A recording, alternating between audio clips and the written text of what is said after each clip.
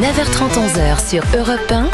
Culture Média. Thomas Hill. Et on démarre cette émission avec la session de rattrapage de Jean-Luc Lemoine. Et Jean-Luc, nous avons donc la joie de commencer notre sommeil. Endormez-vous, faites comme chez vous. Avec Julie Debona, qui vient donc nous parler d'Erika, nouvelle série de TF1. Quel bonheur. J'aime beaucoup Julie. Et depuis longtemps. Julie, c'est l'invité idéal, car ce qui est appréciable avec elle, c'est qu'elle a toujours une actualité. C'est ça. Et Erika sur TF1, Au nom d'Emma prochainement sur M6, Le Comte de Monte Cristo au cinéma. La pauvre. Vous vous rendez compte? Elle travaille tellement qu'on ne pourra jamais faire Danser avec les stars. Ah bah ouais, mais il fallait être un peu plus au chômage, Julie, hein, on peut pas tout avoir. Pour préparer la chronique, j'ai vu plein d'interviews de Julie, et il y a un mot qui revient souvent pour la décrire, c'est solaire. J'ai jamais dégagé du malheur sur mon visage. J'avais plutôt ce côté solaire. C'est ça que j'aime chez Julie, c'est une femme positive qui voit toujours le bon côté des choses. Dans le bazar de la charité, on lui donne le rôle d'une femme dont la moitié du visage est brûlée. Elle dit qu'elle a un côté solaire. C'est l'autre côté. Ouais. C'est ça, l'autre côté. Voilà. Je voudrais voir la vie comme elle, car si elle est actrice, c'est pas arrivé par hasard. Donc je le remercie, ce prof, à m'avoir humiliée comme ça devant tout le monde, à me dire que je serais jamais actrice, que je n'avais pas de talent, que ce n'était pas possible pour moi. Ah oui, c'est vrai que ça fait tellement de bien les gens qui vous disent que vous êtes nuls. D'ailleurs, merci Thomas de nous encourager tous les jours. J'essaye au maximum. Julie a joué plein de rôles, mais il y en a un qu'elle a toujours pas eu. J'ai envie de rôle, j'ai envie de faire une badass, Ouais. une femme qui se bagarre. Voilà, sachez que Julie veut se marave.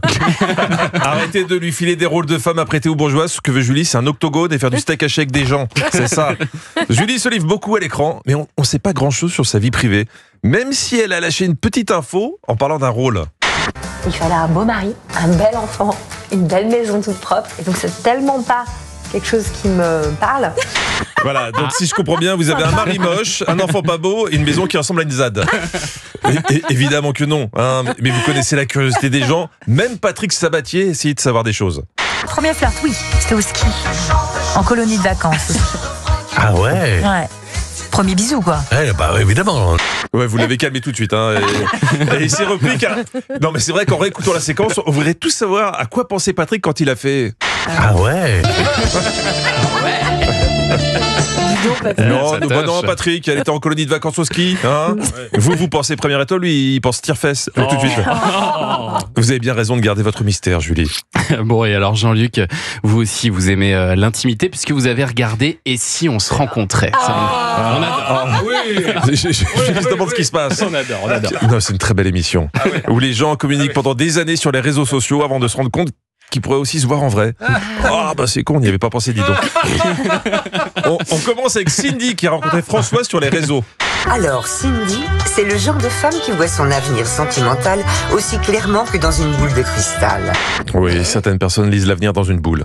Bon, on aimerait tous pouvoir faire pareil, mais on n'est pas assez souple. Cindy aime François parce qu'il fait beaucoup de sport et qu'il est musclé. On se téléphone tous les jours, mais pas en visio, on ne se téléphone pas en visio. Oui, pas en visio. Donc Cindy sait que François est musclé, mais grâce à sa voix. Il n'y a aucune certitude. Hein. Après, Cindy milite pas pour le visio, car elle a aussi son petit secret pour paraître encore plus belle. Malgré que je sois moi naturelle, j'aime bien mettre des filtres sur les photos. Je mets quand même des filtres, ouais. Mais après, je me préfère en vrai. Voilà, Cindy a mis des filtres pour être moins à son avantage. Certainement pour pas brûler la rétine de François. Alors, comment dire? Sans aucun jugement, disons que Cindy et ses photos avec filtre, c'est deux personnes différentes. Mais elle voit pas où est le problème.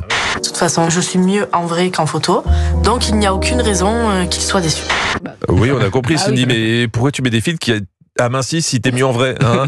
Moi aussi, je peux mettre ce genre de filtre et être une super belle blonde, mais en vrai, je suis plus proche de la blonde d'Aquitaine. Hein. Est-ce que vous le sentez venir, l'accident? Ah oui, on le sent, là, oui. Ouais, parce qu'en plus, Cindy a des principes. Alors François, sur les photos, il me plaît. Mais je ne l'ai pas vu en vrai. Je ne supporterai pas que François me mente sur les photos. Ah bah tiens. Ah bah c'est vrai, c'est insupportable un couple où il y a deux menteurs. Hein. On ne sait plus qui croire. François arrive enfin. Et la question que tout le monde se pose est: comment va-t-il trouver Cindy sans filtre? J'ai rien truqué. Voici la première phrase qu'il lui a dite quand il l'a vue. T'as bien mangé à midi? C'est une blague ou quoi? Ah oui, j'essaie de trouver le sujet de discussion. Je sais pas pourquoi il a pensé à ça et je veux pas le savoir. Mais François a une bonne éducation. Écoutez la différence entre le confessionnal et face à Cindy. Pour être honnête, je pense pas que je me serais retourné dans la rue sur elle. Pas trop déçu.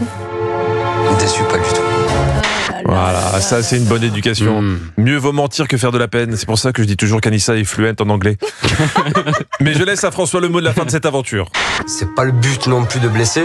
Vaut mieux essayer de tourner la chose différemment que de rentrer dans le lard. Oui, non, non, je rajouterai rien, pas un mot. Je suis pas une balance. C'est affreux. C'est un festival. Qu'est-ce qu'on l'aime cette C'est émission une source ici, on se d'inspiration rencontrait. pour toi. Ouais, malheureusement. C'est sur M6, hein, c'est ça. C'est hein. sur M6, c'est tard, c'est c'est vers très tard. 1h du matin. Ah, vive le replay. Chef-d'œuvre. Chef-d'œuvre. Merci Jean-Luc Lemoine. Cultissime, cultosaure. Ah ouais, ouais. On vous retrouve demain, Jean-Luc, et d'ici là, en replay sur europe1.fr.